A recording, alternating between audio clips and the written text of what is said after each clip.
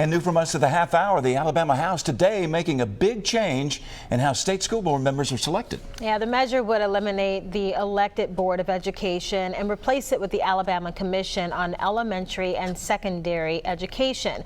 The members would be appointed by the governor. But voters will have the final say because it is a constitutional amendment.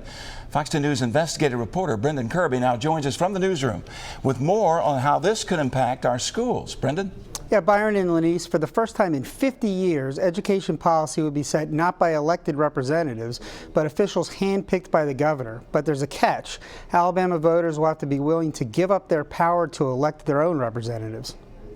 Today's 78-21 vote by the House pushes this change to a referendum set for the March 3rd presidential primary ballot next year. Supporters argue the change would give the governor a free hand to make the reforms necessary to lift the state's educational performance from its perennial spot in the basement of national rankings.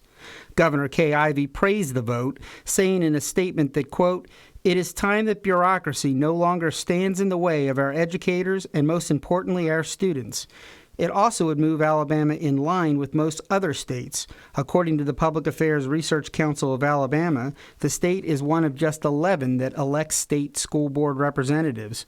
But Jackie Ziegler, who represents South Alabama on the Board of Education, argues it's a bad idea.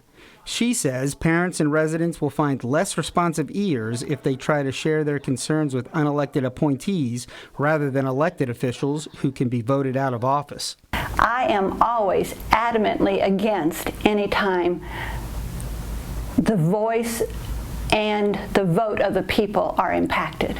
I think we need to preserve that, and therefore I am totally against this bill that was presented and passed today. Parents we talked to weren't that familiar with the legislation, but they expressed skepticism that their kids' education would improve by giving up their right to elect the board. I think that we should still be able to elect our own school board members, since we're the one really, like, our kids are in the school, you know, and they shouldn't be able to just do it legislatively. That was Mobile resident Shanna King. Veronica Johnson feels the same way. I think people should be able to make their own decisions. I don't think one person should dictate everything that happens. If voters approved the change, it wouldn't be the first time school board members were appointed. Prior to 1970, state school board members were gubernatorial appointees, and voters elected the state education superintendent. Reporting live from the newsroom, Brendan Kirby, Fox 10 News.